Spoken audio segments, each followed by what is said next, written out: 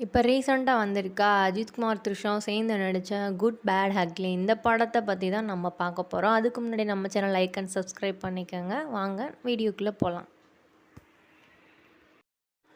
Redin Kingsley வயசு பார்த்துட்டிங்கன்னா 47, யோகி பாபு வயசு 39, ராகுல் தேவ் வயசு 56,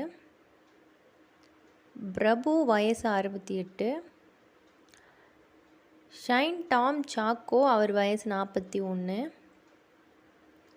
பிரசன்னா அவர் வயசு 42, பிரதீப் ஆனந்த் அவர் வயசு 55, டினு ஆனந்த் அவர் வயசு 79, ஜாக் சார்ஃப் அவர் வயசு 68, சுனில் அவர் வயசு 51,